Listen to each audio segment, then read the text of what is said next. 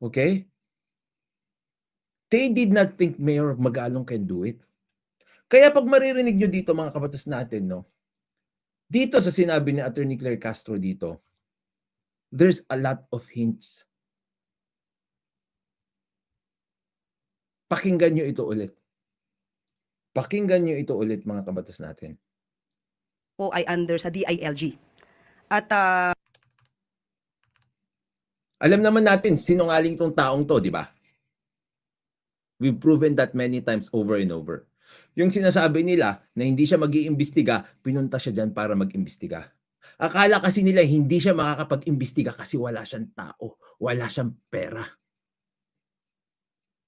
Pero he was able to do it. And Attorney Claire Castro will tell you how.